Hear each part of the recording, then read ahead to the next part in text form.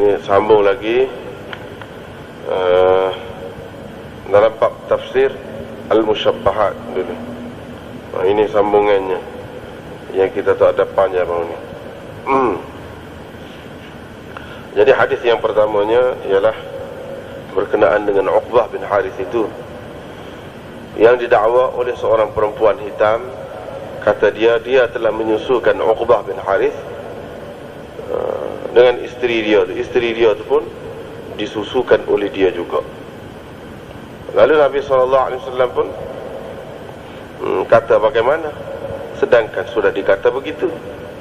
Lalu ceritanya seperti yang kita sudah bincang baru ni, Uqbah itu pun cerailah bini dia tu, berpisah dengan bini dia. Dan apa nama ni, setelah berpisah tu, bini dia tu menikah pula dengan orang lain, seperti yang kita sudah baca dah dulu.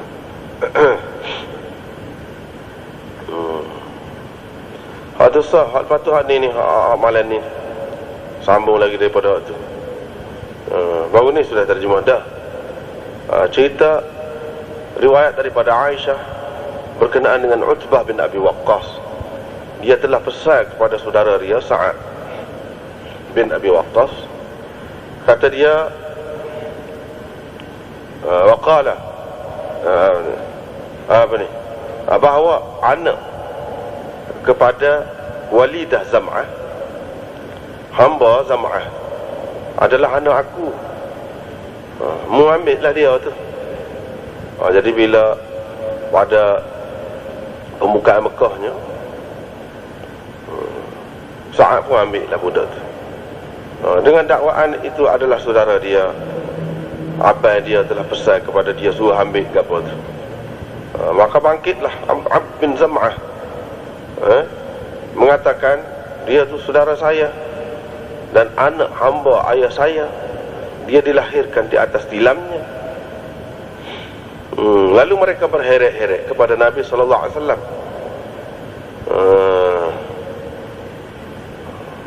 Sa'ad kata, wahai Rasulullah, itu saudara saya, abang saya sudah pesan kepada saya berkenaan dengan dia tu. Abd bin Zam'ah kata, itu saudara saya. Tadi anak saudara saya, ni saudara saya, iaitu anak kepada hamba ayah saya. Dia dilahirkan di atas tilamnya. Nabi SAW kata, huwalaka, dia hakmu, dia untukmu atau bagimu, wahai Abd bin Zam'ah. Kemudian Nabi SAW pun kata, anak itu kepunyaan tuan punya tilam. Walil ahiri al-hajaru, dan kepada penzina hanya dapat hanya kosong, tak ada dapat apa-apa. Atau penzina hanya dapat batu. Kemudian dia kata kepada Saudah binti Zam'ah, ini isteri dia, berhijablah engkau. Dan ini daripada dia, daripada budak tu. Pasal Nabi SAW tengok ada keserupaan dia tu dengan Utbah tu. Jadi budak tu nya tak tengok lah, Saudah ni sapa kepada dia menemui Allah Azza wa Jalla. Dan seterusnya riwayat daripada Adi bin Hatim tu, dia tanya Nabi SAW tentang Mi'raj. Yang ni binatang yang kena anak panah ikut lentangnya. Nabi SAW kata, kalau kena ikut tajam dia tu, makanlah. Tapi kalau kena ikut lentang dia tu lalu ia membunuh, jangan makan, kerana ia terhentak. Binatang yang mati kerana terhentak.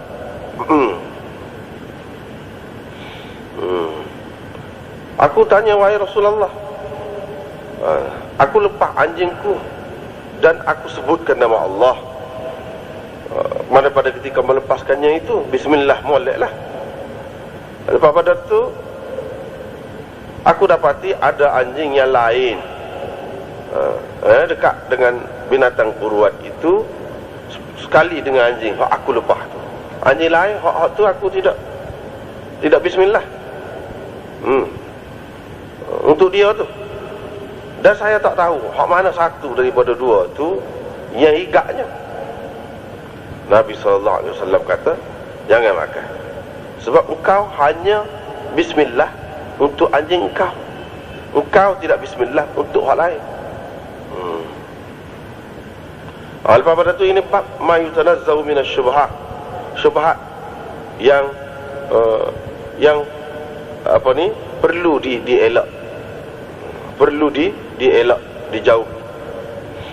Daripada Anas, Nabi sallallahu alaihi wasallam lalu dekat sebutir buah tamar yang jatuh. Dia kata, kalau tidak takut buah tamar ni sedekah, aku makan, kata dia. Lepas tu riwayat daripada Abu Hurairah pun begitu juga, cuma ada lebih terai lagi, iaitu aku dapati sebiji buah tamar yang jatuh di atas tilamku. Mana ada atas lebek dia, atas tilam dia. Awak tadi tu. Lepas tu dia kata seperti tadilah. Ini bab orang yang berpendapat, orang yang tidak berpendapat, was-was dan seumpamanya itu termasuk dalam syubhat. Orang yang tidak berpendapat, was-was dan seumpamanya itu tidak termasuk dalam syubhat. Ini cerita Abbad bin Tamim daripada pak saudara dia. Pak saudara dia tu kata, pernah Nabi SAW diceritakan tentang seorang yang mendapati dalam sembahyang dia sesuatu. Dia berasa telah berlaku dalam sembahyang dia tu sesuatu. Adakah perasaan dia yang seumpama itu membatalkan sembahyang, memutuskan sembahyang?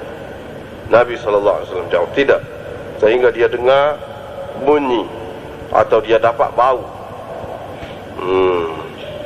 Ibnu Abi Hafsah berkata daripada Zuhri, kata Zuhri tidak kena ambil air sembahyang kecuali pada apa yang kau dapati, angin, ataupun kau dengar bunyi dia tu. Jadi kalau semata-mata berasa gitu saja, tak kena ambil air sembahyang.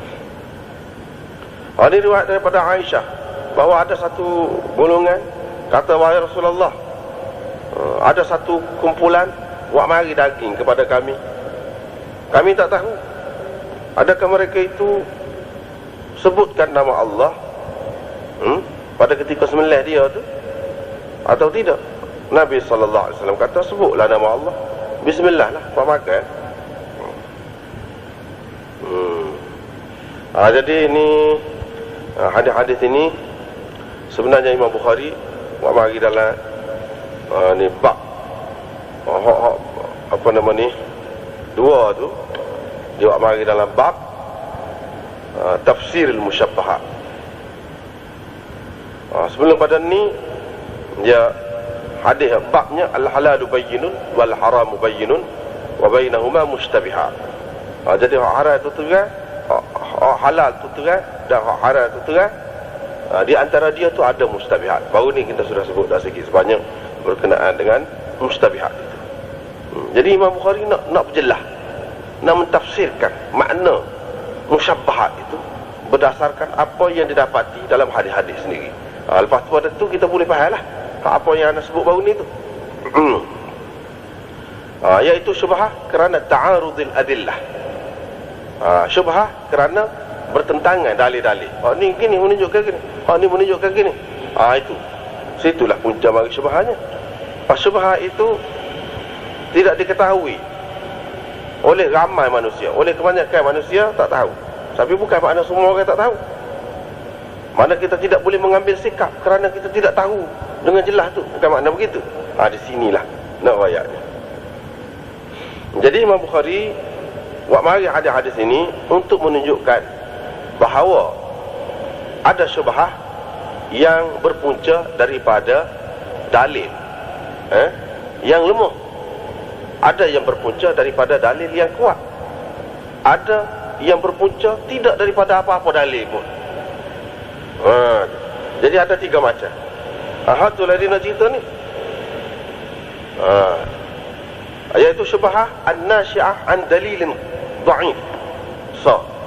Iaitu yang kedua, asyubhatun nasyi'ah an dalilin qawi. Yang ketiga, syubhah an-nasyi'ah la an dalilin qawi wala an dalilin dhaif. Maknanya begitu. Syubhat yang muncul tidak kerana ada apa-apa dalil. Sama ada dalil hak kuat kau ataupun dalil hak lemah, tak ada dalil. Tiga macam syubhat tu. Jadi dia nak bagi contoh. Yang pertama baru ni kita sudah baca dah, iaitu seorang perempuan mari dakwa bahawa dia menyusukan. Baru ni kita sudah sebut dah, Imam Ahmad dia pakai dah tu. Dia pakai zahir hadis tu. Imam Ahmad ni dia dekat-dekat dengan mazhab zahiri lah. Cuma tidak zahiri. Dalam kebanyakan masalah memang dia pakai zahir hadis. Tu asalkan hadis itu sahih, dia pakai hadis zahir tu. Jadi dia kata seorang perempuan mengaku bersaksi bahawa dia buih susu kepada sesiapa lah, sudah boleh dipakai. Sah dah tu. Jadi bermakna kalau ada dakwaan begitu, maka seorang tu yang berkahwin tadi dengan adik-beradik susu lah mengikut dakwaan dia tu, kena pisah lah, seperti yang berlaku di sini. Akhirnya pisah. Nabi SAW pun nampak kata kaifah wa qad qila. Jadi bagaimana mu nak tidur sekali dengan dia, mu nak bermubasyarah dengan dia, sedangkan sudah dikatakan begitu, iaitu engkau dan dia ni diberi susu. Yang ni kamu ni ada buat dia susu, apa mana boleh? Jadi maknanya Nabi pakar tu. Baru ni kita sudah sebut dah sikit sebanyak lain-lain tu. Jadi itu asas dia. Tetapi bagi orang lain, ni termasuk Imam Bukhari lah. Dia kata tidak, sebenarnya Nabi tak terima tu. Nampak macam terima. Gini cerita dia. Itulah yang dikatakan syubhat tu. Seorang perempuan mendakwa bahawa dia beri susu kepada dua orang, seorang lelaki, seorang perempuan yang berkahwin, misalnya macam di sini ni, ataupun apa-apa lagi lah. Seorang perempuan mari dakwa gitu. Kalau nak kiranya asalnya orang Islam ni, dan dia tu Islam, perempuan tu Islam. Kalau nak kiranya asalnya orang Islam ni, kira-kiranya betul lah kecek tu. Tu orang Islam, kalau nak kira-kiranya sepatutnya betul lah kecek. Gitu. Tu kan dalil juga tu kalau nak kira tu. Tetapi dia tidak tidak muktabah hak lagu tu dalam syariat, tidak menjadi hujah dalam syariat. Pasal apa? Nak menjadi hujah dalam syariat ni, dia kena ada nisab dia. Kalau 4 saksi, dia kena ada. Misalnya 2 orang mengikut Imam Syafi'i, kena 2 orang. Mengikut Imam Abu Hanifah, mengikut Imam Syafi'i 4 orang benar. Mengikut Imam Malik kata 2 orang. Mengikut Imam Abu Hanifah, dia kata farajulun wa mar'atan. Adalah Quran. Dia pakai hak tu lah, seorang lelaki 2 orang perempuan. Baru jadi. Baru jadi. Hak tu nisab yang muktabar dalam syariatnya. Mana paling kurangnya 2. Ada pun ni seorang mari. Jadi kan di situ timbul syubhat. Tetapi syubhat tu an-nasyi'ah an dalilin dhaif. Ni dalil dhaif tu orang panggil tu. Dalil ada tu, petunjuk tu. Mungkin betul. Ada kemungkinan betul, tetapi kemungkinan itu tidak kuat. Pasal dia dalil tu dalil mukhalif bagi dalil yang menjadi hujah dalam syariat, iaitu nisab. Jadi hak ni lebih kuat. Jadi apabila dalil yang lemah berlawan dengan dalil yang kuat, hak lemah ni dia tidak menjadi hujah lah. Cumanya kita molek memelihara diri daripadanya, istihbab. Dalam perkara lagu ni molek kita jaga diri. Jadi kalau ada dakwaan begitu, moleknya pisau lah, tak sekali. Misalnya kalau dalam masalah lagu ni, atau kalau dalam perkara lain pun kalau begini, maka moleknya kita tinggalkan. Begitu. Ini orang panggil syubhah yang timbul kerana dalil yang lemah. Lagu tu dalil lemah tu, tidak kuat. Pasal apa? Dia berlawan dengan dalil dalam syariat yang lebih kuat. Itu so. Yang kedua, hak kita nak baca malam ni pun begitu juga. Satu dalil lemah berlawanan dengan dalil yang lebih kuat. Jadi hak moleknya kita pakai ambil kira juga. Tetapi ambil kira tu adakah wajib? Tidak wajib. Molek saja. Molek saja. Begitu. Baik. Di sini hak kita nak baca. Jadi hadis ni sangat luas perbahasa dia ni. Panjang pula perbahasa dia tu. Masing-masing kita nampak kehebatan ulama mujtahidin tu. Kata gini macam mana alasan dia tu. Sangat halus cara dia berhati. Jadi begini. Sa'ad bin Abi Waqqas ambil budak tu. Budak tu katanya namanya Abdul Rahman. Namanya Abdul Rahman. Jadi budak tu pada ketika Fatih Makkah tu pada tahun yang ke-8. Sedangkan apa nama ni, budak ni pada tahun yang ketiga. Pada tahun yang ketiga, iaitu pada perang Uhud, Utbah ni telah menyebabkan Nabi SAW ini serpih gigi dia. Utbah ni lah, cerita Utbah ni lah. Lepas pada tu Nabi SAW doakan dia, tak ada setahun mati lepas pada tu. Jadi maknanya sekitar tahun yang kedua atau ketiga, maknanya dia berlaku tu perhubungan dengan hamba tu, dengan hamba Zam'ah tu. Hamba Zam'ah tu berlaku pada tahun tu lah. Jadi makna anak ni paling cepat kita kata lahir pada tahun yang ke-4 ataupun pada tahun yang ke-5 lah katakan. Jadi pada masa tu umur beberapa tahun lah, kecil lagi lah. Jadi Sa'ad bin Abi Waqqas pun ambil. Lalu sebut sini lah.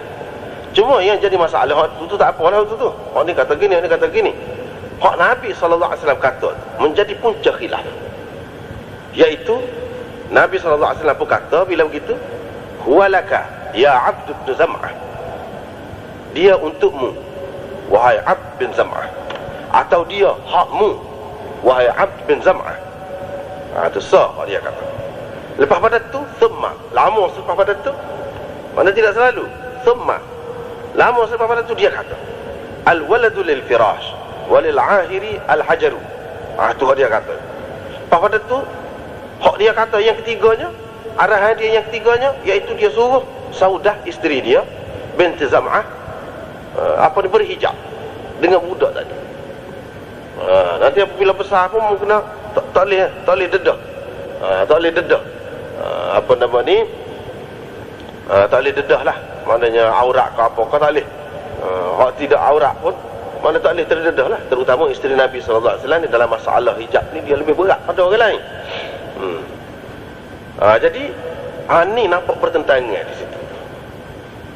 Nampak pertentangan di situ. Baiklah, kita tengok tepi itu. Kita tengok tepi itu dulu. Lepas pada tu kita bincang. Nombor 5 tu kita tengok. Huwalaka, dia hakmu, dia untukmu. Ukhtulifa fi ma'nahu ala qawlain. Khilaf tentang maksud Nabi kata huwalaka kepada dua pendapat. Ada dua pendapat ulama. Yang pertama, maknanya huwa akhuka, qada'an minhu sallallahu alaihi wasallam bi'ilmihi la bil istihqaq. والثاني هو لك عبد ملكا لأنه ابن وليدة زمعة وكل أمة تلد من غير سيدها فولدها عبد ولم يقر زمعة ولا شهد عليه. قاله ابن جرير. قال الطحاوي معنى هو لك أي بيدك لا ملك لك لكنك تمنع منه غيرك، كما يقال للملتقط في اللقطة هي لك أي بيدك تدفع عنها حتى يأتيها صاحبها، ولا يجوز أن يضاف إلى الرسول أنه جعله ابنا لزمعة وأمر أخته أن تحتجب منه. Jadi pendapat yang pertama ni hak ringkas ni dia sebut ni ringkas, sebenarnya banyak lagi pendapat tu. Yang pertamanya dia kata huwa laka tu maknanya huwa akhuka, dia adalah saudaramu. Yang ni budak saat ini saudaramu wahai Abd bin Zam'ah. Ini adalah satu keputusan, keputusan qada sebagai hakim, keputusan Nabi sebagai hakim dengan pengetahuan daripada Nabi sallallahu alaihi wasallam, bukan atas dasar istihqaq. Bukan atas dasar istihqaq. Jadi kalau atas dasar istihqaq ni maknanya memang dia berhak. Memang dia berhak sebab mana jelas budak tu anak kawan tu, anak bini dia ke misalnya, jelas, atau anak umul walad dia ke, jelas begitu. Itu maknanya hukum berdasarkan istihqaq. Jadi bukan hukum berdasarkan istihqaq di sini, tapi hukum berdasarkan ilmu Nabi sallallahu alaihi wasallam. Jadi mengikut pendapat ni, dia kata boleh jadi Nabi sallallahu alaihi wasallam diberi ilmu pengetahuan kepada dia bahawa budak ni memang anak Zam'ah sekali. Jadi adik-beradik kepada Abdu itulah. Atas dasar tu. Jadi keputusan ini keputusan yang sah daripada Nabi sallallahu alaihi wasallam, bukan kerana sebab zahir, tidak, tetapi kerana Nabi sallallahu alaihi wasallam tahu. Tahu tu Allah SWT beritahu ke dia. Itu satu. Yang kedua, tahu tu boleh jadi kerana masyhur. Masyhur, orang duduk kata gitu. Boleh jadi juga. Yang kedua, pendapat yang kedua kata, huwa laka abdun. Huwa laka abdun. Dia adalah hamba bagimu. Dia hakmu. Jadi hakmu tu maksudnya hambamu, bukan adik-beradikmu, tetapi hambamu. Jadi milikmu lah. Sebab apa dia moga ayahmu mati lah kan? Pahak tu apa nama ni, beranak. Beranak. Lepas pada tu kalau anak tu jadi hamba juga kepada ayah dia. Lepas tu bila ayah dia mati, boleh ke dia lah, jadikan pesaka, maknanya jadi milik dia. Sebab dia tu, budak tu adalah anak kepada walidah Zam'ah. Walidah di mana hamba dia, mana tidak umul walad, hamba biasa. Setiap hamba yang melahirkan bukan daripada tuan dia, bukan daripada tuan dia, sudah masyhur dah. Orang pun duduk kata ni budak ni anak Utbah ni, bukan anak Zam'ah. Sudah masyhur. Maka anak dia tu jadi hamba juga. Jadi hamba kepada siapa? Kalau Zam'ah ada, hamba dia. Dan Zam'ah tak ada, jadi boleh kepada anak dia. Gitu. Sebabnya kita tidak boleh kata anak tu anak Zam'ah, sebab Zam'ah tidak mengaku.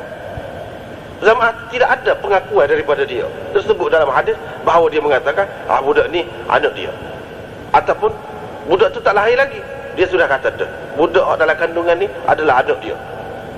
Dan dia juga tidak bersaksi, tak ada dalil begitu, senyap begitu je. Hak adanya dakwaan daripada pihak Utbah, orang lain suku Sakak, bukan tuan punya hamba tu. Tapi daripada tuan punya dia tu sendiri tak ada dakwaan apa-apa, tidak ada pengakuan, tidak ada kesaksian apa-apa.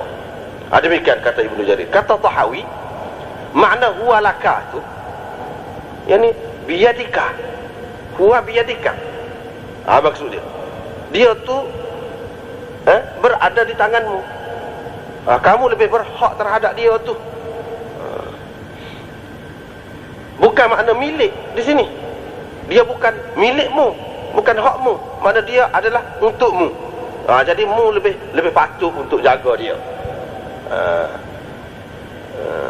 Tetapi kata dia, mu boleh menahan orang lain daripada budak tu, sebagaimana dikatakan kepada multaqid, orang yang barang tercicir tengah jalan, dia ambil barang. Dikatakan hiyalaka, dalam hadis kata hiyalaka, barang tu bukan makna jadi milik dia, tidak, tetapi dia lebih berhak dari segi pegang benda tu. Sehingga mari tuan dia, lepas tu dia berilah pada tuan dia. Itu dia. Golongan yang kedua ni dia kata, sebab tidak boleh kita nak katakan Rasulullah sallallahu alaihi wasallam ni menganggap budak tu anak kepada Zam'ah. Lepas pada tu bila-bila dia anggap begitu, dia suruh pula saudara kepada Abd itu, iaitu anak kepada Zam'ah juga, saudah tu, suruh berhijab pula. Macam mana? Kalau dah adik-beradik, apa berhijabnya?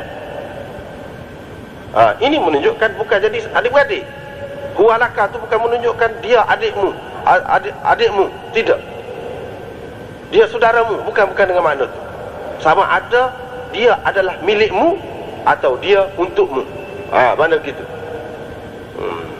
Sebab apa? Kalau dia tu dengan makna saudaramu, apanya yang Nabi SAW disuruh berhijab tu? Qila fihi nazar. Kata setengah ulama, ini pendapat ini boleh dipertikaikan. Pasal dalam riwayat Bukhari dalam Maghazi ada begini, tambahan begini. Huwa laka, huwa akhuka. Begitu. Dia adalah hakmu, dia saudaramu. Ada tambahan begitu dalam Maghazi. Dulu kita sudah jumpa dah. Qultu, saya kata dia. Saya kata. Fi musnadi, siapa dia saya ni? Ni apa nama ni? Ni Syekh apa ni?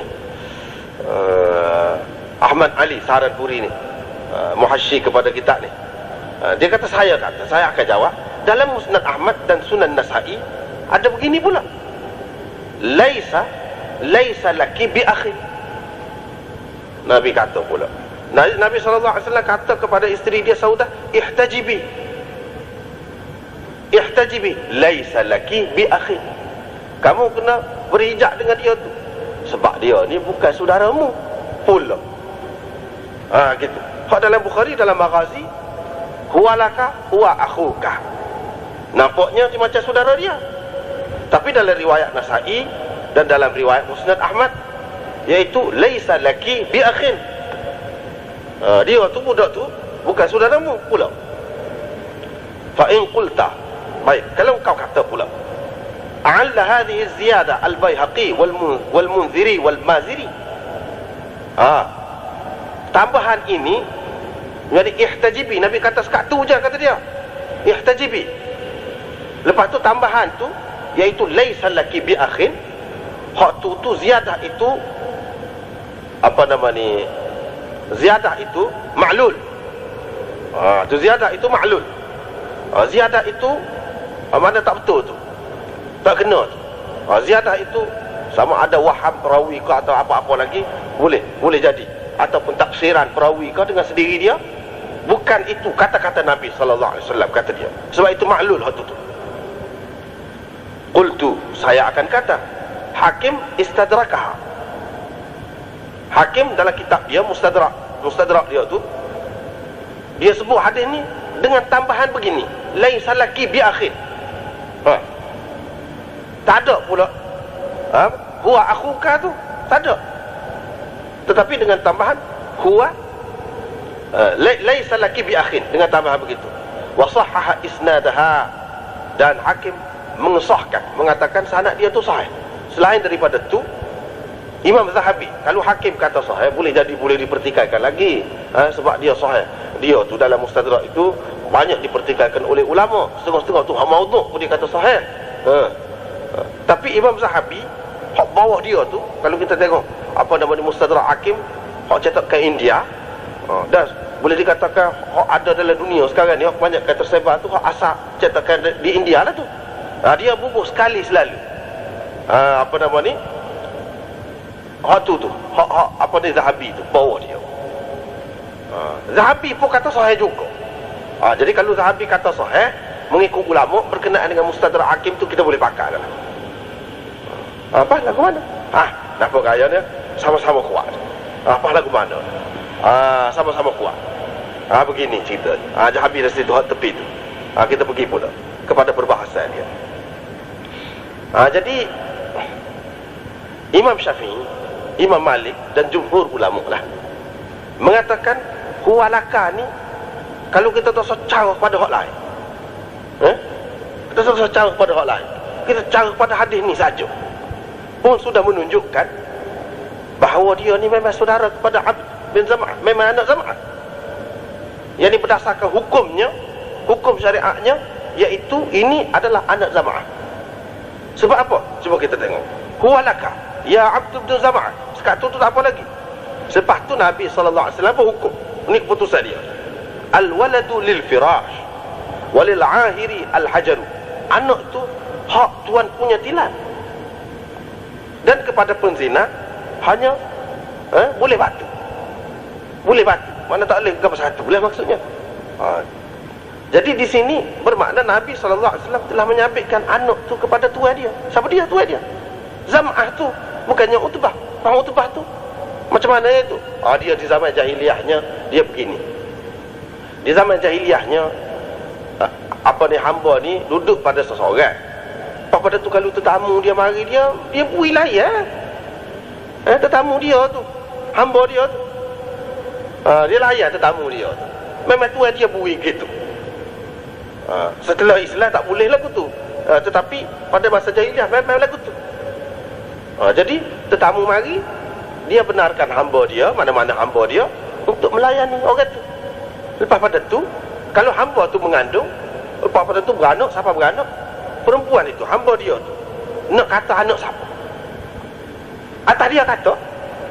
Kalau dia kata ini anak pendatang sani, anak tetamu sani, jadi anak dia. Kalau dia kata ini anak tua dia, kamu tak tahu siapa dia sebenarnya. Nutfah tu siapa dia sebenarnya tak tahu. Jadi atas dia kata. Jadi di sini hamba tuan dia tu siapa dia? Tuan dia tu ialah Zam'ah. Bila Zam'ah, mana dia kira hak dia. Dari segi hukumnya dia kira hak dia. Sebagaimana seorang perempuan, dia tu isteri siapa? Isteri kepada satu orang itu kita kata. Jadi anak yang boleh tu kira anak dia lah. Pasal apa? Pasal perempuan itu di bawah dia, kita kata. Kira bini, kira anak dia lah. Tak boleh kira. Serupa dengan orang tu, maka bukan anak dia. Tak boleh kira gitu. Tak boleh kira gitu. Dia kata begitu. Jadi hak Nabi SAW kata ni, dia nak rayak hukum. Hak Islam nak membatalkan hukum hak masa jahiliah tu. Ikut hak perempuan tu kata. Ni anak kawan ni.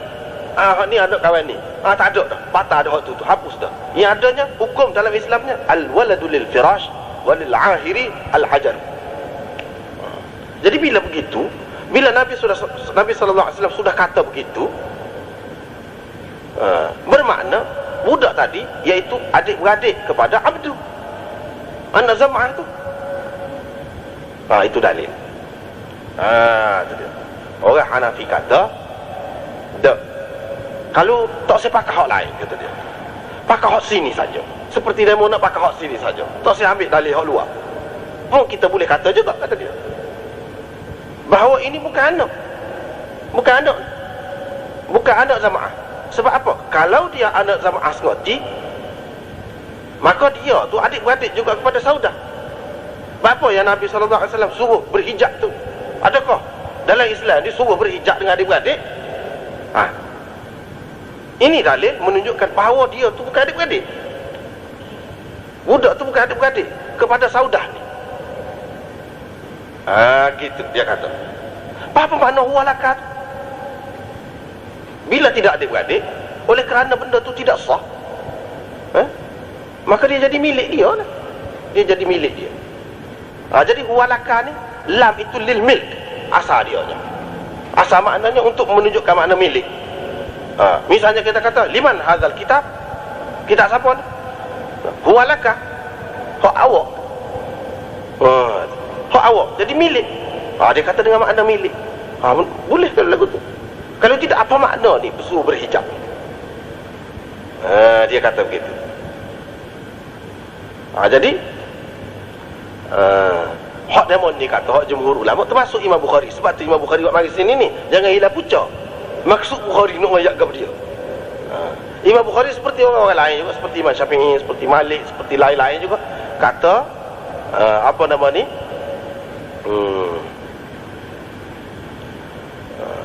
hak ni hak dia suruh Saudah apa nama ni berhijab tu, hak tu ala sabilil ihtiyat.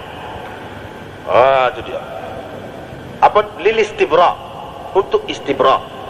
Faman istabra alidinihi wa irdihi, itu untuk istibra dan untuk warak tu. Ataupun hak tu, hukum itu adalah hukum diyanah, bukan hukum qada. Hukum diyanah, hukum qada dalam istilahnya. Kalau hukum qada, memang dia tu adik-beradik, tapi oleh kerana ada keraguan, ada syubhah tadi, maka dari segi diyanahnya, hak moleknya atas peribadi. Bukan hukum mahkamah. Hak atas peribadi, hak moleknya tak sah terdedah kepada dia. Hak ni lah maksud Imam Bukhari nak ayatnya. Iaitu nak ayatnya seorang budak didakwa oleh penzina bahawa anak dia, yang ni daripada nutfah dia.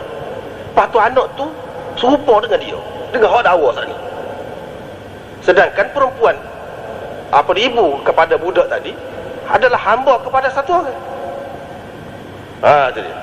Kalau nak kira dari segi agamanya, dari segi syariatnya, tidak mau tabar dakwaan penzina tu. Sebab apa? Inilah hadis ni dalam ayat. Al-waladu lil firash walil ahiri al-hajar. Nabi sudah ayat dah. Penzina tu dia tidak dapat apa-apa, sia-sia saja. Balik tangan kosong. Maknanya tak boleh apa satu. Jadi kalau anak tu hak siapa dia? Hak firash. Sahibil firash itu. Jadi hak lepas tu bapa apa suruh berhijab tu? Hak tu dia anak untuk bercermat dalam agama.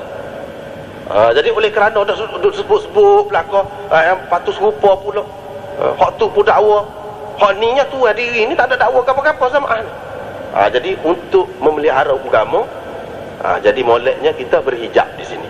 Tetapi dalil mukhalif itu dalil yang lemah tu. Sebab apa? Dalil itu berdasarkan dakwaan penzina, dan dakwaan penzina dalam hujah syariah tak boleh pakai. Tak boleh pakai.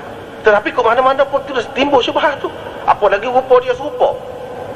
Kalau mengikut ahli ilmu qiyafah misalnya, dia tengok ni ada serupa ni. Jadi munasabahnya anak dia pun tak boleh pakai. Sebab yang dikiranya ialah hak sah. Hak sahnya apa dia? Iaitu firash. Firash tu apa dia? Nikah yang sah ataupun milkul yamin. Jadi di sini ada milkul yamin. Walaupun dia tu tidak bini dia, tidak mangkuhah dia, perempuan itu, tetapi milkul yamin bagi dia. Itu dia. Kata Hanafi tidak, kata dia. Dia kata tak boleh lagu tu, kata dia. Gini, firash ni dalam istilah kita ada 3 macam, kata dia. Satu firash qawi, yang kedua firash mutawassit, yang ketiga firash dhaif. Ni firash dhaif, kata dia. Bukan firash qawi. Firash qawi ni lagu mana? Firash mangkuhah orang panggil. Firash isteri yang dikahwini oleh seseorang itu secara sah. Itu firash mangkuhah, orang panggil firash yang kuat. Firash ini hasil dia tu anak daripada perkongsian. Kerana firash ini dia tak payah dakwa anak dia. Misalnya seorang tu menikah sah dah dengan apa nama ni, kita kata Fatimah tu, misalnya kita kata si Kadir ni menikah dengan Fatimah, semua orang maklum. Pada tu boleh anak, tak payah dia dakwa anak dia, memang jadi anak dia. Dan anak itu tidak akan hilang kedudukannya sebagai anak tu dengan dia menafikan begitu saja. Dia kata itu bukan anak saya, tak hilang. Dari segi undang-undang Islam tak hilang dengan dia kata begitu, kecuali dengan li'an. Baru hilang. Baru hilang hubungan anak dengan li'an. Mana kena bersumpah lah, seperti mana yang disebutkan dalam Quran tu. Bersumpah hak tina tu, bersumpah hak jantan tu, bersumpah bahawa dia betul anak ni bukan anak dia. Hak tina tu kata tidak, dia tak betul lagu tu, memang anak dia. Begitulah 4-5 kali bersumpah seperti yang disebutkan dalam Quran itu, baru hilang hubungan anak tu. Itu orang panggil firash qawi, firash yang kuat, iaitu firash mangkuhah. Yang kedua firash mutawassit. Firash mutawassit ni apa dia? Firash seseorang itu dengan ummul walad. Ummul walad ni lagu mana? Seorang tu dia ada hamba, lepas tu hamba tu dia khususkan untuk dia sehingga dapat anak. Orang mari pun dia tak beri ke orang, dia khususkan untuk dia sehingga dapat anak, dan anak tu dia mengaku anak dia. Seterusnya anak yang kemudian, yang kedua, yang ketiga tu sah dah anak dia. Tu. Tapi firash itu firash mutawassit, kata dia. Sah dah anak dia. Anak itu apa nama ni, tak payah dakwa.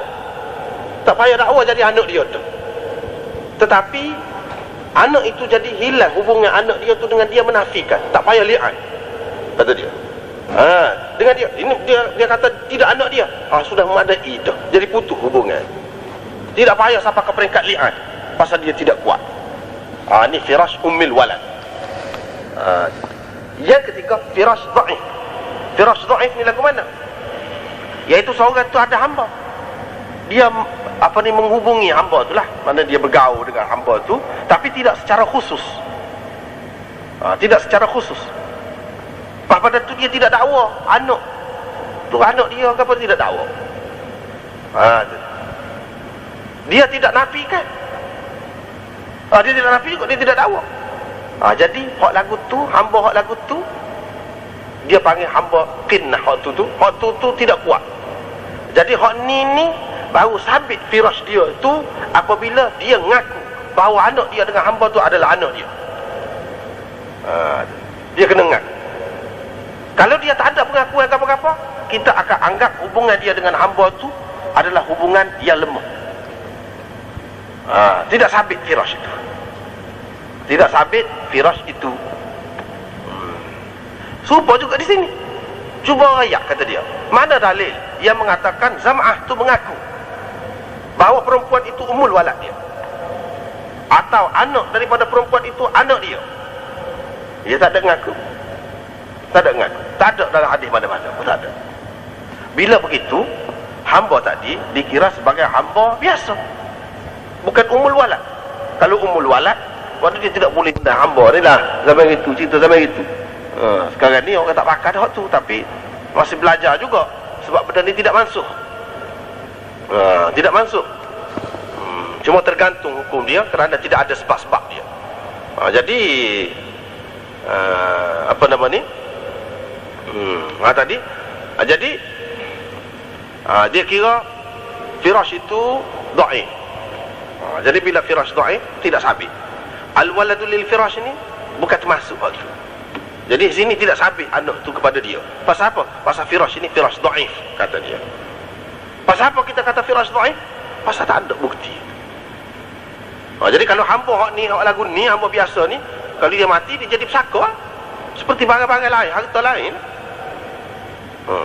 Dan tidak jadi merdeka dengan dia mati. Berbeza dengan ummul walad tadi. Berbeza dengan ummul walad. Jadi dia kata ini firash dhaif. Tetapi mengikut Imam Syafi'i, dia mengatakan untuk jadi firash itu muktabar dalam syariat, tidak syarat, tak ada tu firash qawi, mutawassit, dhaif ke apa tu, dia tak ada ambil kira hak tu. Itu kaedah Hanafi. Tu.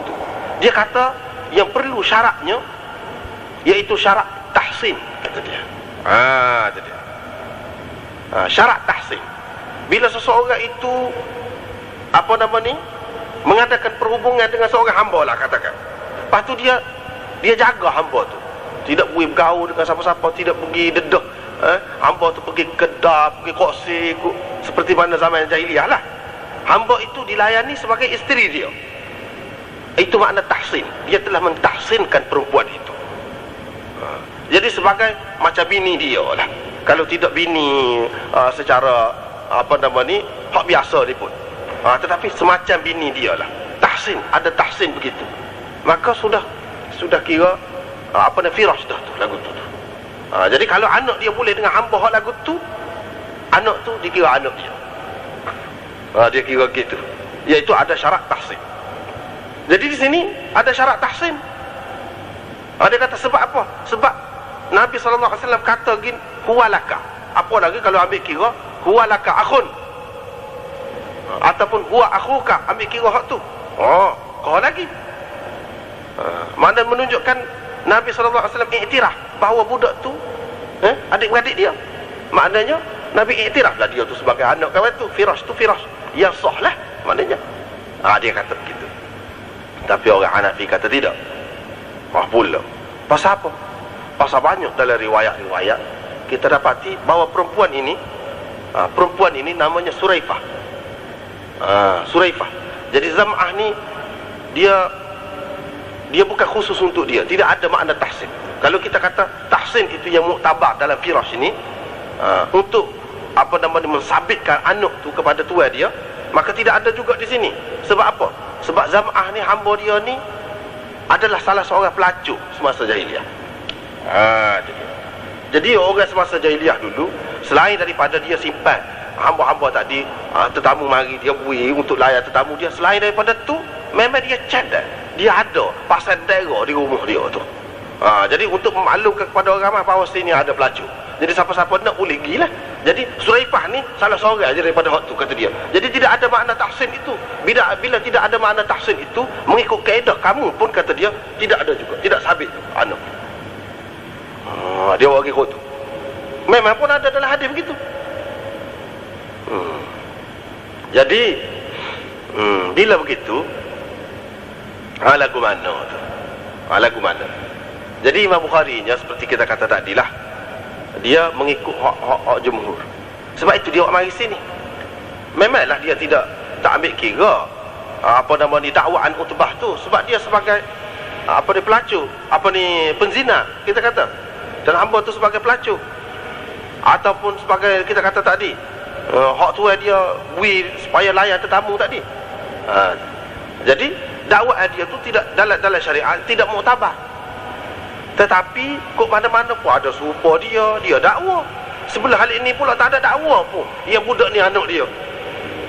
Walaupun hukum firasnya mengendaki bahawa ini anak Zam'ah, tapi Zam'ah tak ada dakwa. Saudah pun tak ada dakwa bahawa dia tu adik-adik dia. Jadi bila begitu tidak kuatlah balik hak ni. Tapi hak ni mengikut syariatnya kuat. Hak tu dakwaan Utbah itu tidak kuat. Jadi kok mana-mana pun ada juga. Itulah syubhah. Hak tu Imam Bukhari nak ayatnya. Bila ada syubhat tu, sebab itulah ada syubhat tu. Kerana syubhat tu lah Nabi suruh bini dia ni berhijab tu daripada budak tu. Sebab syubhah tadi. Itulah maksud syubhah. Tapi syubhah lagu mana ni? Syubhah yang timbul kerana dalil yang lemah. Balik pihak hak kata menyebabkan jadi Saudah ni kena berhijab tu, alik tu lemah tu sebenarnya. Sebab dalam syariat tidak muktabar tu dakwaan penzina tu. Tetapi kok mana-mana pun ada tu beberapa sudut tu yang boleh diambil kira. Jadi kok mana? Jadi adalah sikit sebanyaknya, iaitu masalah hijab tu. Gitu. Adapun Daimonu kata, dia kata tidak gitu. Hak ni al-waladu lil firash ini Nabi SAW nak ayat kaedah suku ni hak ni. Adapun hak ni tidak. Macam-macam lah perbahasannya. Huwalaka tu.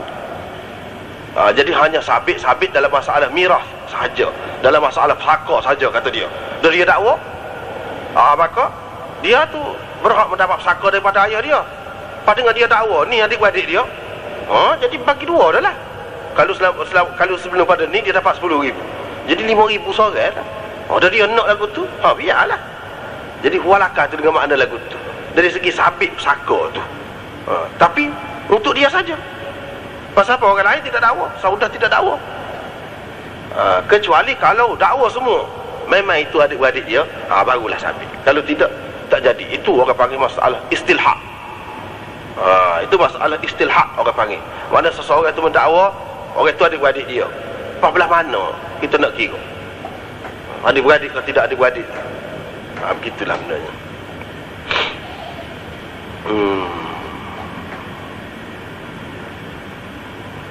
Jadi di sini hak Imam Bukhari buat mari ni tidak sesuai dengan mazhab Imam Abu Hanifah. Disesuai dengan mazhab jumhur ulama, iaitu hukum perintah supaya berhijab di sini adalah untuk ihtiyat sahaja. Untuk ihtiyat sahaja, kata dia. Dan Mondu marah, dia kata, apa ihtiyat? Tak ada. Dia kata, tak ada ihtiyat. Takkan Nabi SAW bila dia mengaku hak ni adik-beradik Abdu, tiba-tiba adik-beradik Saudah juga dia suruh berhijab. Sedangkan Aisyah, pak saudara susu dia suruh terdedah buka begitu, tidak suruh berhijab pun. Itu jauh lagi. Ini kan adik-beradik, takkan suruh lagu tu pula. Maknanya tidak sabit adik-beradik ni, kata dia. Memang tidak adik-beradik dia. Nabi SAW tidak menyabitkan di sini bahawa budak tu adik-beradik dia. Sebab itu dia suruh berhijab. Barulah ada makna. Kalau tidak, apa Nabi lagu tu? Adakah dia ajar adik-beradik ni suruh silaturrahim, pergi mari, kena mengenal, lepas tu dia suruh berhijab pula? Apa pesek? Dia kata. Jadi takkan lagu tu. Nabi tidak akan buat lagu tu. Dia suruh berhijab ni bermakna huwa laka itu bukan bermakna huwa akhuka. Huwa laka tu makna dengan makna huwa milkul laka. Begitu. Barulah ada makna suruh berhijab tu. Kalau kita pakar mengikut mazhab Hanafi, tak ada lah alasan Bukhari di sini.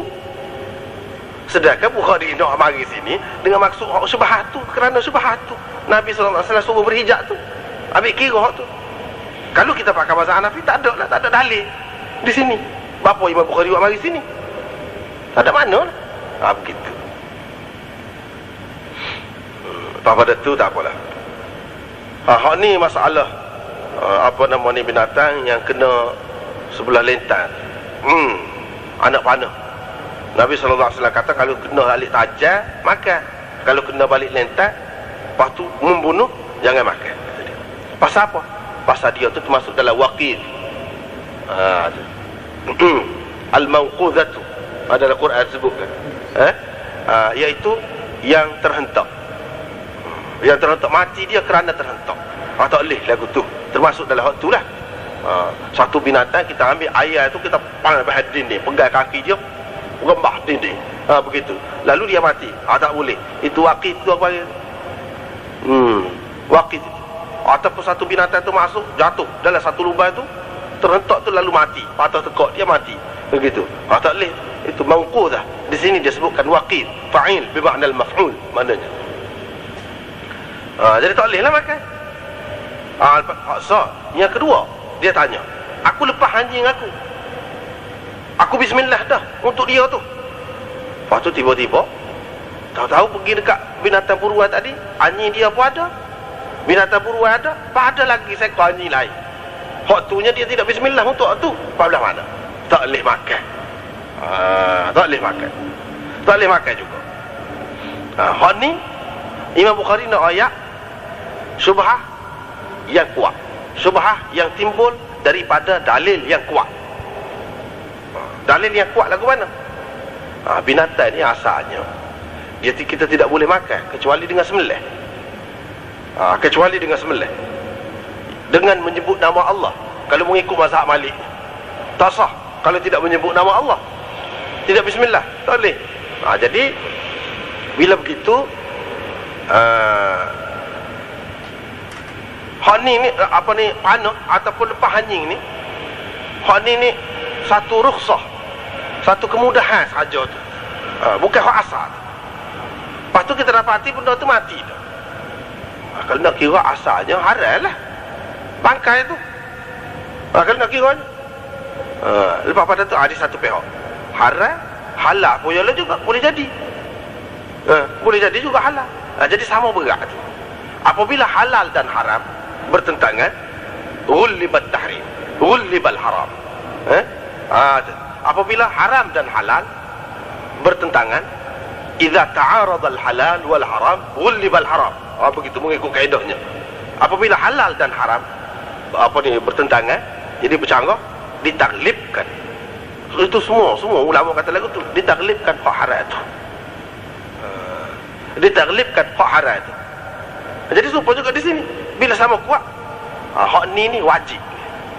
Memelihara diri daripada perkara syubhah hak lagu ni wajib. Imam Bukhari nak ayatnya ada apa nama mengelak diri daripada perkara syubhah yang sunat saja, molek saja, supaya hak tadi. Bukan mesti, ada hak mesti. Hak mesti kita tinggalkan. Bila timbul lagu tu, kita mesti tinggalkan. Jadi syubhah hak lagu tu berat. Pasal balik lawan dia tu pun berat, sama-sama kuat. Begitu. Lepas pada tu supaya juga ni Nabi SAW walaupun bab ni dia bab lain, tetapi maksud dia sama. Hal ni nak ayatnya dalil syubhah tu kuat juga. Iaitu Nabi SAW jumpa buah tamak, duduk di atas lembek dia. Pas orang buat pergi zakat, buat pergi sedekah, ke rumah Nabi semua. Maknanya pitih tu duduk pergi mari dalam rumah lah. Kita kata kalau pitih, kalau makanan macam buah tamak ni selalulah ada. Hak sendiri pun ada juga, hak lagu tu pun ada juga. Pas nak lagu mana? Nabi SAW kata, kalau aku tidak takut tamak tu, buah kemur tu, hak sedekah, Yang ni hak zakat, nescaya aku makan. Jadi pasal apa? Asalnya wang tamak ni halal. Wang tamak ni lepas tu dalam rumah kita. Tetapi oleh kerana ada juga wang tamak yang haram bagi dia. Sebab Nabi SAW tak boleh makan zakat tu, ataupun sedekah tu tak boleh. Jadi bila begitu hak haram dengan hak halal bertembung sekarang. Apa tu nak pakai hak mana? Syubhat tu. Bila syubhat, patut syubhat ni wajib kau kita hindari dalam syubhat lagu ni. Wajib. Dia nak ayat. Pasal apa? Pasal syubhat ni lawan dia tu mana kuat juga. Jadi hak balik haram tu kuat juga. Sebab mengikut kaedah tadi lah. Bila haram dan halal bertembung, mana ditaglibkan, dimenangkan hak haram itu. Jadi sini pun apa yang Nabi tak makan tu, pasal dia taglibkan, dia menangkan hak apa nama ni, hak haram itu. Itu dia nak ayatnya. Pada tu Imam Bukhari pergi kepada bab yang ketiga ni. Dia nak ayatnya dia nak ayatnya waswah ni. Waswah ni adakah dia termasuk dalam syubhat? Waswah. Kalau syubhat tu memang molek kita jaga, kita hindari. Sama ada hak dalil dia tu tak kuat ke, dhaif ke, seperti tadi dua yang pertama tadi, ataupun dia tu lahir daripada dalil yang kuat. Kok mana-mana pun kita kena hindari. Sekurang-kurangnya molek hindari, kalau tidak mesti pun. Tetapi kalau waswah, adakah dia syubhat? Waswah. Dia nak ayat waswah ni tidak syubhat. Pasal apa? Waswah ni dia bukan ada dalil.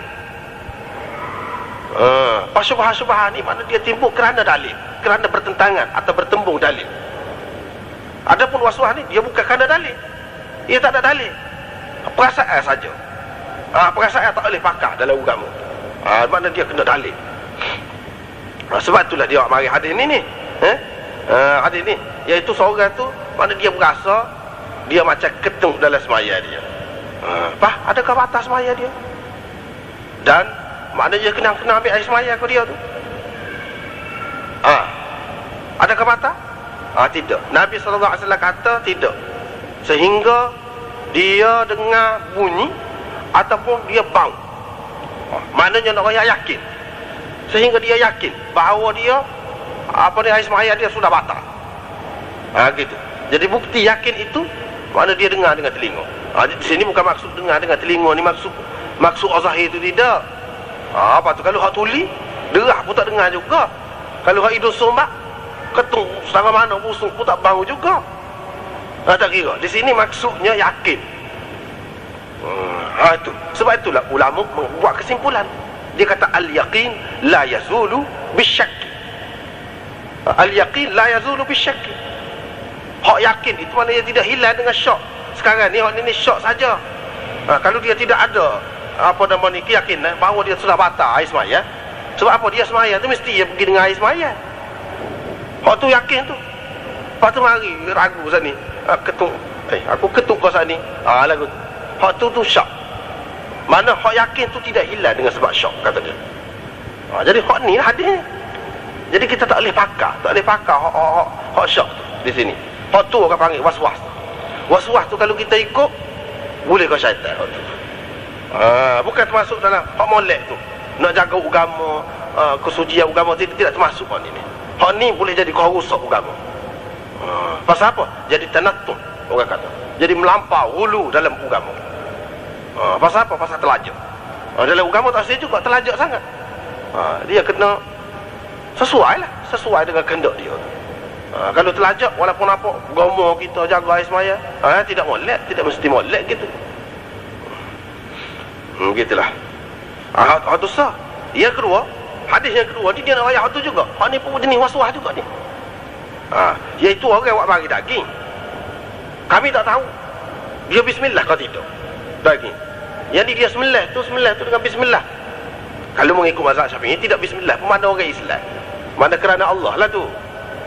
Dia bismillah tu kalau benda hak tak boleh makan tak bismillah. Dia bismillah tu kerana Allah SWT benar dia bismillah lah tu, halal lah tu. Dia tidak bismillah pun tak apa lah tu. Dia kira gitu. Imam Malik dia pegang hak zahir, wala ta'kulu mimma lam yuzkar ismullah alaihi. Jangan makan sesuatu yang tidak disebut nama Allah. Fakulu mimma dzukira ismullah. fakulu mimma dzukira smullahi alaih. Jadi makanlah hak mana disebut nama Allah. Jadi dia kata Tuhan suruh lagu tu. Jadi kalau tak sebut tak boleh. Jadi di sini tak apalah kita nak pakai hak Malik ke, nak pakai hak Syafi'i ke, hak lain-lain ke, itu tidak jadi soal. Masalahnya kita tidak yakin dia bismillah ke tidak. Kalau mengikut Malik asal. Selagi kita tidak yakin dia ni Islam boleh ke tidak. Itu dia. Kalau mengikut Syafi'i tidak mesti bismillah. Yang pentingnya dia Islam. Jadi maknanya kita ragu dia ni Islam boleh ke tidak. Lagu tu. Lepas tu Nabi SAW kata sebut nama Allah, baca bismillah apa makan. Baca bismillah apa makan. Baiklah. Jadi hak ni lagu mana baca bismillah apa makan. Jadi kalau lagu tu orang tu buat mari, kita tak tahu lagu mana-mana. Memang hak benda tu haram. Apakah dengan bismillah tu hak haram tu jadi halal? Apakah di sini hadis ini bermakna Nabi SAW nak ayatnya kalau benda tu haram pun mari kita baca bismillah jadi halal? Apakah gitu? Tidak gitu, bukan maksud gitu. Dia nak ayatnya, tujuan dia nak ayat, nak menghilangkan waswah. Itu waswah tu orang panggil tu. Kita tengok pada hukum zahir dia. Dia sebagai orang Islam. Kalau hak Syafi'i ni, dia sebagai orang Islam. Tak sah duk korek-korek hak dalam-dalam, hak banyak-banyak tu, soal banyak-banyak tu tak sah tu. So kalau mengikut mazhab Malik, dia orang Islam. Tuhan suruh baca bismillah. Dia baca dah tu. Kita kena begitu sangka baik terhadap sesama kita ni.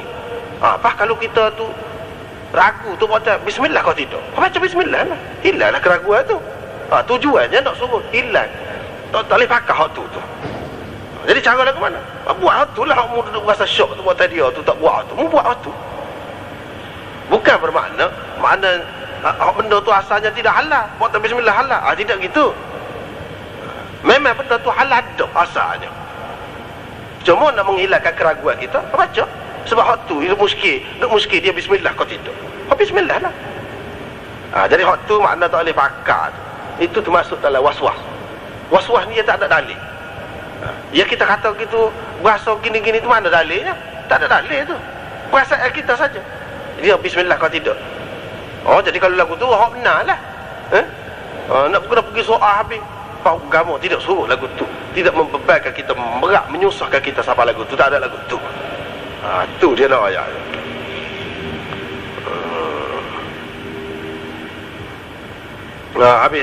Habis cerita tu. Jadi itulah tafsiran musyabbahat ataupun mustabihat yang dibuat oleh Imam Bukhari. Cukup molek, teratur molek. Teratur molek. Dia bahagi kepada beberapa perkara. Walaupun di sana ada khilaf-khilaf yang kita sudah sebut tadi, tapi kita mengikut aliran dia lah, maksud dia tu. Sebab kalau macam tadi hak suruh berhijab tadi, kalau mengikut aliran Hanafi, tak ada makna Imam Bukhari buat bahagi ni, tak ada tafsiran apa, tak ada makna tu. Kena mengikut cara dia, aliran dia, baru kita nampak tafsiran dia tu. Kalau tidak tak nampak. Ini bab firman Allah, wa idza ra'au tijaratan aw lahwan faddu ilaiha. Bila mereka tengok perniagaan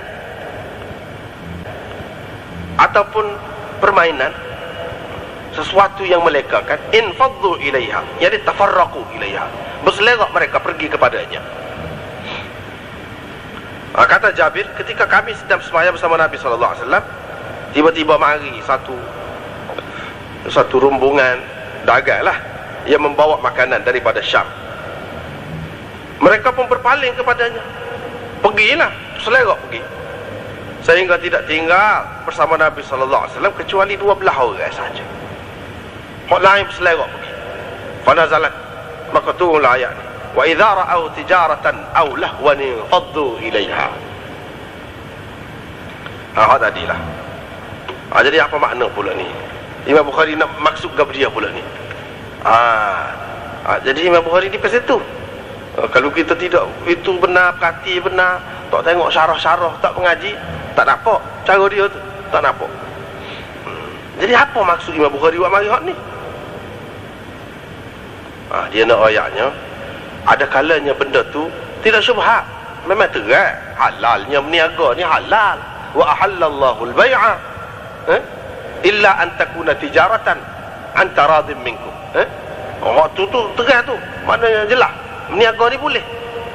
Tetapi kadang-kadang hak boleh, hak halal tu dia jadi tidak molek.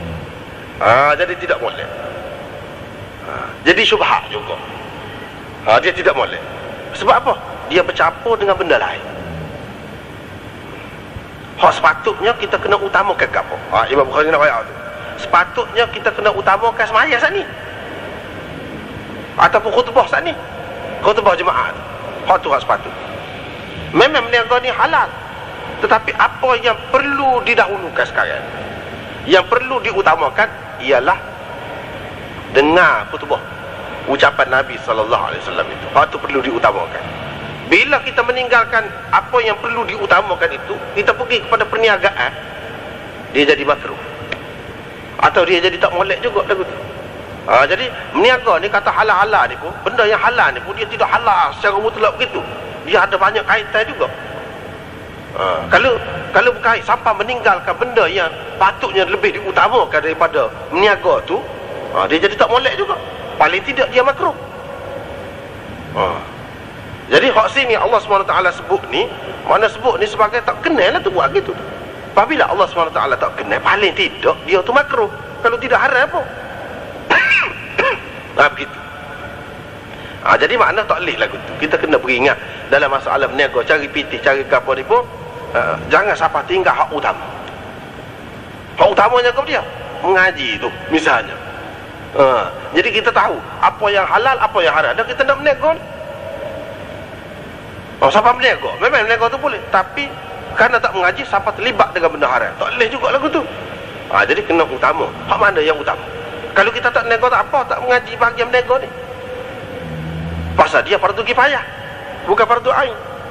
Tak mengaji pun tak apa hukum-hukum ni, tapi bila kita terlibat dengan itu, kita mesti. Jadi supaya kita tidak terjerumus ke dalam perkara yang haram itu, mana kita kena tahu hukum hakam dia misalnya. Begitu juga dalam hal-hal yang lainnya. Jadi habis itu. Cuma warna ni yang kini ni 12 orang tinggal ni, sehingga Syiah kata, inilah tengok sahabat ni tak pakai, kata dia, dunia kuat, kata dia. Dunia kuat, kata dia, tengok. Adakah benar sahabat? Bahkan orang ahli sunnah ni dia puja sahabat. Semua sahabat betul belakang, molek belakang. Molek ke dia? Cuba tengok ni, kata dia. Tinggal Nabi, tinggal 12 orang. Tinggal 12 orang je, kata dia. Tak begini. Jadi ini menunjukkan sahabat ni tak pakai kebanyakannya, kata dia. Gitu. Jadi jawapan kitanya tidak gitu. Hak ni cerita ni kita kena tahu dulu, cerita ni lagu mana. Wa idza ra'au tijaratan aw lahwan infaddu ilaiha ni, dulu semasa turun ayat ni khutbah jemaah tu duduk kemudian daripada sembahyang jemaah tu. Sembahyang dulu, lepas tu baru khutbah, sepuluh raya tu. Sepuluh raya. Kemudian lepas pada tu barulah khutbah dulu, lepas tu baru sembahyang. Semasa ni dia khutbah kemudian. Jadi sahabat-sahabat ingat khutbah ini tidak begitu penting sangat. Mungkin dia dengar sama mudah Nabi SAW rayak tu. Lepas pada tu ni mari ni pada masa tu musim kelaparan tu, kemarah pada masa tu nya. Jadi pergi tu kerana nak makanan. Dia buat ni kata dak, sahabat ni beri mana. Dengar palu gendang gedung. Palu gendang sebab kita palu loceng, kita kata orang berniaga, pasal dia macam-macam lah cara dia tu nak menarik orang tu. Elah lah sebagai elah. Jadi dia tertarik dengan benda tu, kata dia. Tengok, adakah pernah sabar kerana gendang kesukaan lagu tu lahu au lahwan. Tuhan sebut lagu tu, kata dia, perselerak pergi hunggah, pakai hunggah pergi lagi tu. Dia kata, adakah patut? Tak patut itu menyakiti hati Nabi SAW itu. Dia kata, kita kata tidak. Sebenarnya cuba kita perhati dalam ayat ni, cuba kita perhati semua. Wa idza ra'au tijaratan aw lahwan faddu ilaiha, bukan ilaihima. Apa tidak ilaihima? Kalau maksud sahabat tu kedua-dua sekali, kerana berniaga nak pergi beli kata, nak pergi suka-suka kata. Dengar muzik misalnya kita kata. Dua perkara. Sepatutnya dia kata ilaihima. Tapi Tuhan tidak kata gitu. Atau kalau sahabat tu maksudnya dia lebih minat kepada mana tu, makanan tu tidak penting mana. Dia jenis ni tak pakar, lebih minat kepada mana. Sepatutnya dia kata aulah wanin fadu ilaihi. Kalau waktu saja. Sebab lahwan itu apa nama ni, muzakkar. Ilaihi dah. Kenapa dia tidak kata ilaihi atau ilaihima? Dia kata ilaiha. Ini menunjukkan hati sahabat tu molek. Dia tidak terpengaruh dengan benda-benda luar tu, tapi memang perlu pada masa tu makanan tu. Jadi sebab tu ilaiha, Tuhan isyarat dah situ tu. Dia isyarat. Kalau kita nak baca hati dia, hati sahabat tu berdasarkan ayat ni, kita boleh nampak dah tu. Memang hati dia suci dengan maksud nak makanan tu, pasal kelaparan, pasal kemarah, bukan kerana menet, tidak. Itu dia. Kalau kita faham gitu, tak adalah jadi seperti dia tu. Lagu tu boleh jadi sesak tu. Ini bab man lam yubali min haitsu kasabal mal. Ini bab orang yang tidak hirau dari punca manakah dia mencari hartanya. Lepas tu daripada Nabi SAW, riwayat daripada Abu Hurairah ni, kata Nabi SAW, akan datang kepada manusia satu zaman di mana seseorang itu tidak menghiraukan apa yang diambil olehnya. Yang ni puncak ambilan dia, adakah daripada halal atau daripada haram. Jadi mana tak boleh. Imam Bukhari nak ayat di sini tak boleh. Terutamanya kita di akhir zaman ni. Bila zaman tu? Takut kena zaman kita. Memang pun ada kalau tidak khusus untuk zaman kita pun banyak dah berlaku. Jadi kena beringatlah mana dalam masalah halal haram ni kena ambil tahu. Dengan sebab tu kita kata kena ngaji dulu. Tak boleh mana lagu tu. Sebab apa? Perkara haram itu apabila kita terlibat, dia jadi banyak perkara akibat dia. Hak Allah SWT larang tu, dia jadi banyak perkara. Hak haram tu kalau banyak bertimbul, dia jadi banyak perkara. Jadi benuk lah, jadi payah pasal lah, degil lah, jadi jahat lah, jadi macam-macam. Kita kata tak, kita tidak. Tidak kita, esok anak kita kena. Kalau tidak kena esok, cucu kita ketika kita tua tu. Ketika kita tua tu garuk kepala. Budak-budak duk nganying kita. Pasal apa? Pasal hasil tidak berkat. Jadi tu kena ambil kira belakang. Jadi sebab kesan hak haram itu, dia tidak selalu, tidak mestinya selalu. Boleh jadi besok, boleh jadi lusa, boleh jadi. Kalau lepas dalam dunia ni pun, bagi kita orang Islam, dia ada hukuman. Hak dia kata kullu lahmin nabata min haram fannaru aula bih tu. Jadi dalam hadis ada sebut dah benda tu. Pasal apa? Kalau kata haram ni sama ada benda tu bahaya untuk kita kalau tak nyabik dengan orang, ataupun kita pada hakikatnya mengambil hak orang lain. Kita telah buat nyaya kat orang. Itu hakikatnya benda haram. Dengan sebab itu dia diseksa orang yang terlibat dengan benda haram tu. Begitu. Pada tu hak lain-lainnya babut tijarati fil bazzi wa ghairi, pada sekat itulah. Wallah.